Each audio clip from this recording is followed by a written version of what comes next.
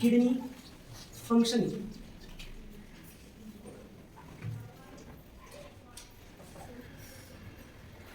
Actually, kidney functioning is regulated is in 3 different manner. Okay, kidney functioning, kidney function regulated in 3 ways. 3 पद्धतीनं 3 मार्गानं किडनीचं function regulate केलं जाऊ शकतं. Okay, आता हे कशावर डिपेंड आहे? The kidney function regulated in 3 ways as per condition.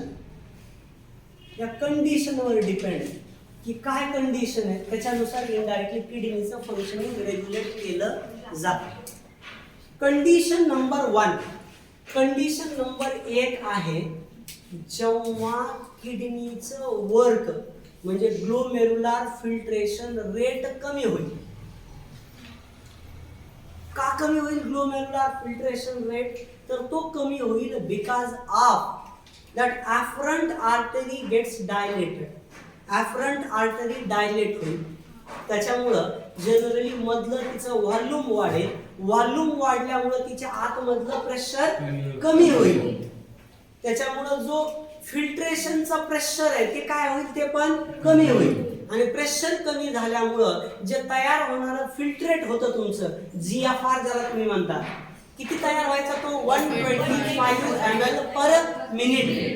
तर तो तेवढा तयार न होता त्याच्यापेक्षा कमी तयार होईल. पर्यायानं युरिन आउटपुट पण कमी येईल. किडनीची फंक्शनिंग स्टॉप पण होऊ शकते. and hence need the special kind of mechanism. Okay, need the special kind of mechanism. So the first is nothing but regulation by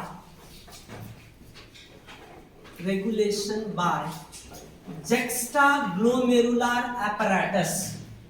Kidney functioning regulated by juxtaglomerular apparatus. Okay, that is JGA. Okay, juxtaglomerular apparatus. As we know that juxtaglomerular apparatus is formed by the union of DCT and afferent arteriole. Okay, juxtaglomerular apparatus. How exactly it formed? So it is formed by the union or by the combination of JGA. कसं तयार होतं बघा? JGA formed by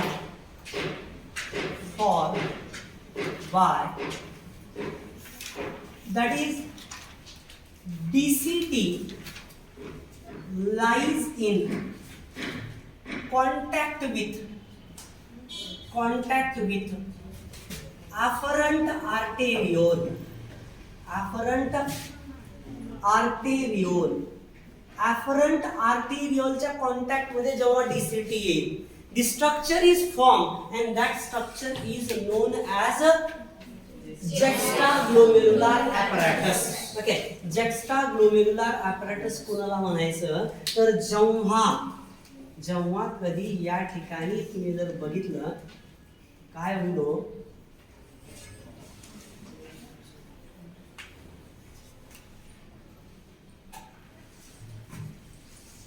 काय या ठिकाणी इथं जर तुम्ही बघितलं तर याच्यामध्ये काय होईल? तर याच्यामध्ये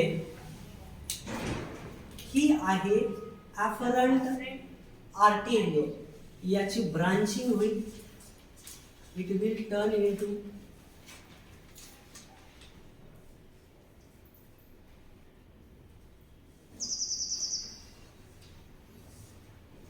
will turn into such a kind of structure. Okay, so that is efferent arteriole, that is afferent arteriole.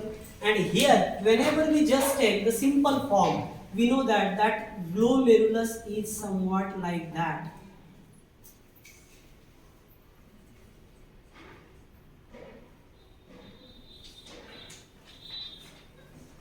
This is a Henle's loop. DCT.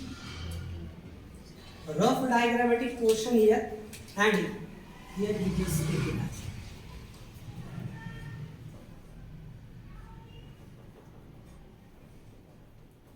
This is afferent. It get dilated, and because of that dilation, the cells which are come in contact with that DCT and afferent arteriole, so that cells are known as macula densa cell. या सेलला म्हणायचं macula densa sale. Okay, जे जे apparatus मधल्या या sale या काय नावाने ओळखल्या जातात? मेकुला डेन्सा सेल. काय नावानं? मेकुला डेन्सा सेल्स. ओके, कोणत्या सेल आहेत त्या? सेल्स ऑफ जुक्स्टाग्लोमेरुलर ॲपॅरेटस, म्हणजे या इथल्या सेल या अशा असतात, याच्या लाइनिंगला इथं. ओके, या इथं असतात या सेल, या ॲफरंटच्या जवळच्या या सेल. ओके, तर या सेल काय करतात? ही जी ब्लड व्हेसल डायरेक्ट झालेली आहे याला परत कन्स्ट्रिक्ट करण्याचं काम करते या सेल. ओके, तर त्यांना म्हणायचं macula densa cells. Okay, and that macula densa cell actually they produce the hormone. The name of hormone is renin. RENIN, renin. हा एक हार्मोन तयार करतात, that is peptide hormone, proteinaceous hormone. Okay, तर या मेकुला densa sale तयार करतात. कधी तयार करतात बरं हा हार्मोन? हा हार्मोन तयार करतात macula densa cell produce if GFR decreased due to dilation. Dilation means relaxation. Dilation of afferent arteriole. Afferent arteriole. Afferent arteriole. So dilation घडून आणलं जाईल, आणि because of dilation of afferent arteriole, afferent arteriole dilate झाल्यामुळं basically तुम्ही जर बघितलं तर काय होईल? तर मेकुला डेन्सा सेल रिलीज करतील रेनिन. मेकुला डेन्सा सेल काय करतील? रेनिन रिलीज करतील. and that renin which is released in blood vessel, हा ब्लड वेसल मध्ये जाईल रेनिन. कुठे जाईल? हा ब्लड वेसल मध्ये. That is afferent arteriole. काय झालंय afferent arterioleचं? Dilation. Dilation means relaxation. Increase their lumen size. Volume वाढलंय त्याच्यामधलं. So pressure कमी, and hence generally the filtration is not effectively occurred. म्हणून फिल्ट्रेशन इफेक्टिव्हली होत नाहीये. and so that's why we need to increase the GFR. आपल्याला GFR वाढवायचा आहे. इथं तो कमी झालाय. कमी झाला म्हणून वाढवण्यासाठी रेनिन आला. आता रेनिन काय करणार आहे बघा. रेनिन फर्स्ट ऑफ ऑल मी या ठिकाणी ब्लड व्हेसल काढतो. ही जी ब्लड व्हेसल आहे,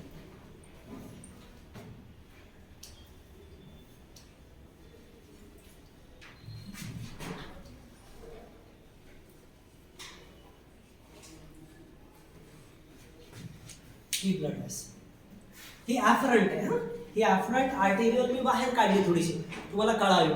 याच्या आतमध्ये ऑलरेडी एक सबस्टन्स आहे ज्याचं नाव आहे अँजिओटेन्सिनोजन. अँजिओटेन्सिनोजन हा सबस्टन्स या रेनिनच्या प्रेझेन्समुळं काय होईल माहितीये का? रेनिन आल्यामुळं angiotensinogen which is already present in blood which is inactive get activated. हा, जसं फायब्रिनोजन असतो ना ब्लड मध्ये, तसा अँजिओटेन्सिनोजन पण ब्लड मध्ये ऑलरेडी असतो. Okay, and because of that renin मध्ये येतो, आणि मध्ये येऊन काय करतो? मध्ये आल्याच्या नंतर या अँजिओटेन्सिनोजनचं रूपांतर एका नवीन सबस्टन्स मध्ये करतो. त्याचं नाव असतं अँजिओटेन्सिन 1. काय नाव? अँजिओटेन्सिन 1. ओके, हा इनॅक्टिव्ह असतो, याचं रूपांतर स्लाइटली ऍक्टिव्ह असणाऱ्या अँजिओटेन्सिन 1 मध्ये होतं. आणि हा अँजिओटेन्सिन 1 हा काय होतो? Whenever it transfer through the blood toward the lungs, ज्यावेळेस हा लंग्सच्या ब्लड कडे जाईल, तर लंग्स मधून ओके लंग्स मधून एक आणखी एन्झाईम सोडला जातो. लंग्स काय तयार करतात? Lungs produce ACE that is angiotensin converting enzyme. या अँजिओटेन्सिन सेकंडचं रूपांतर याच्यामध्ये घडून आणलं जातं. हे सेम परत रक्त येईल याच्यामध्ये पुढचं रूपांतर होईल. काय होईल याच्यामध्ये?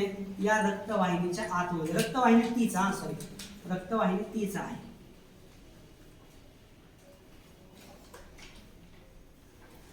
ही डायलेट झालेलीच रक्तवाहिनी आहे.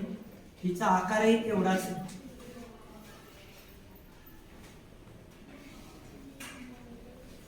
ओके तर याचं रूपांतर ओके या अँजिओटेन्सिन 1 चं रूपांतर काय होतं इथं बघा.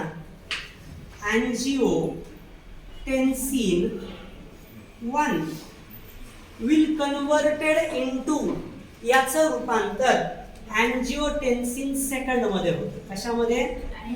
अँजिओटेन्सिन सेकंड. कुणामुळे होतं?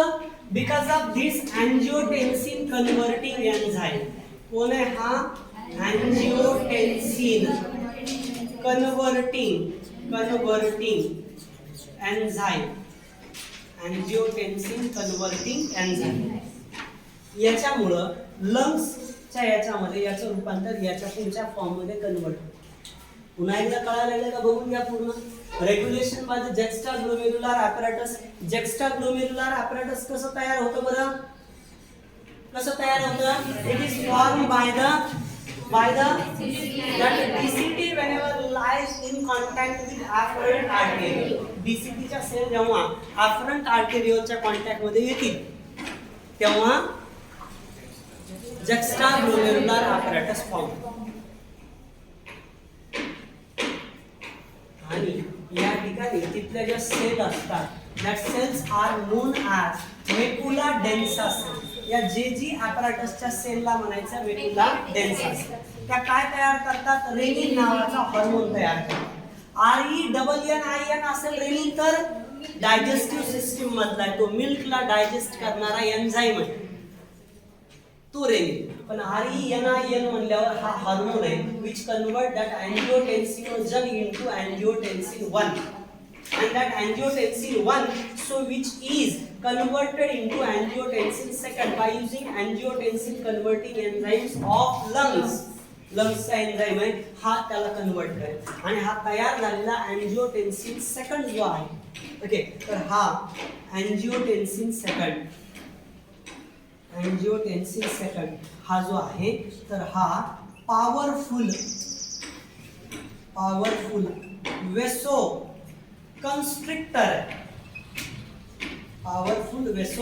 कन्स्ट्रिक्टर म्हणजे ब्लड वेसलला कन्स्ट्रिक्शन घडून आणणार.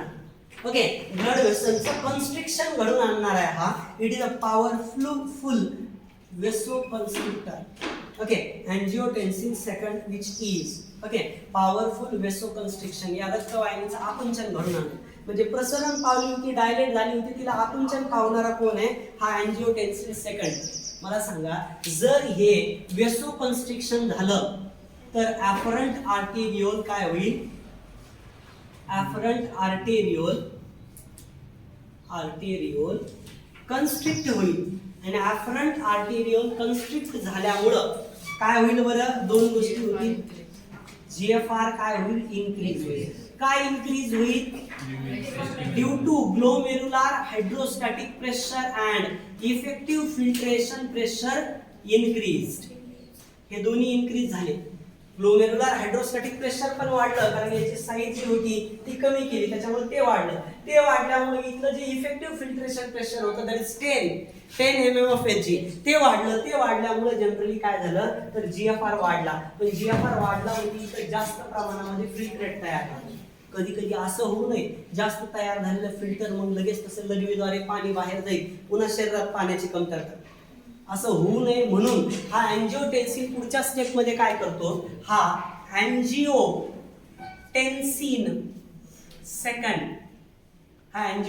सेकंड काय करतो? किडनीच्या डोक्यावर एक ग्रंथी आहे तिचं नाव आहे ॲड्रिनल ग्लॅन्ड. काय नाव आहे? ॲड्रिनल ग्लॅन्ड. तर या ॲड्रिनल ग्लॅन्डला आपण बाहेर जर काढलं तर आपल्याला कळेल की याच्यात दोन भाग आहेत. एक बाहेरचा म्हणजे ॲड्रिनल कॉर्टेक्स, ॲड्रिनल ग्लॅन्डचा बाहेरचा, आणि मधला म्हणजे ॲड्रिनल मेडुला. तर हा ॲड्रिनल कॉर्टेक्स या अँजिओटेन्सिन सेकंडमुळे ॲड्रिनल कॉर्टेक्सला स्टिम्युलेशन मिळेल. आणि ॲड्रिनल कॉर्टेक्स काय तयार करेल माहिती आहे? That adrenal cortex which produce that one hormone, this is called as aldosterone. काय तयार होईल? अल्डोस्टेरॉन. हा मिनरलोकॉर्टिकॉइड आहे, म्हणजे किडनी मधले मिनरल्स बॅलन्स करत असते. आयन्स, सोडियम आयन्स, ओके, काय करत असतं? सोडियम आयन रिॲब्झॉर्प्शन करत असतं. त्याचबरोबर वॉटर रिॲब्झॉर्प्शन करत असतं. त्याच्यामुळं काय होईल माहिती का? Hence urine become concentrated. Urine कशी होईल? कॉन्सन्ट्रेटेड. म्हणजे शरीरातून पाणी लॉस न होऊ देण्याचं काम याच आहे, अल्डोस्टेरॉनचं, आहे का नाही? म्हणजे हा त्याला सांगतो की बाबा मी इकडं बटन दाबलं, प्रेस केलं आणि इकडं जास्त पाणी पडायला लागलं, लगवीत गेलं तर त्या माणसाला पाणी कमी पडायचं कार्यक्रम. त्याच्यामुळे तू काय कर, जा पुढं आणि पीसीटी डीसीटीला सांग जास्तीत जास्त काय करा, वॉटर रिॲब्झॉर्ब करा. तर डीसीटी मध्ये जास्तीत जास्त वॉटर रिॲब्झॉर्प्शन होईल, हेनलेस लूप मध्ये वॉटर रिॲब्झॉर्ब होईल, सोडियम रिॲब्झॉर्प्शन होईल, आणि युरिन कशी बनवली जाईल? कॉन्सन्ट्रेटेड. म्हणजे वॉटर लॉस कमी केला जाईल, नाही का? ओके, तर हा मेकॅनिझम जो आहे तो पहिला पार्ट आहे. तर या पूर्ण मेकॅनिझमला दिस मेकॅनिझम इज नोन ॲज रास. काय म्हणलं जातं? RAAS. ओके, त्याला रास सिस्टीम म्हणतात. ओके, कसली सिस्टीम आहे? रास म्हणजे काय बघा, R for the renin, A for angiotensin, this A for aldosterone, and this S for cystins. Okay, this RAS, that is renin angiotensin aldosterone system. Okay, renin angiotensin aldosterone system. तर या प्रकारचा हा भाग आहे, रेनिन अँजिओटेन्सिन अल्डोस्टेरॉन सिस्टम, अशा प्रकारचा हा भाग आहे. Okay, so just keep in mind that all the things. हे पूर्णपणे बघूया, व्यवस्थितरित्या पूर्ण हा भाग तुम्हाला समजून घ्यायचा आहे. This is what about we can say it as the first mechanism, regulation by juxtaglomerular apparatus.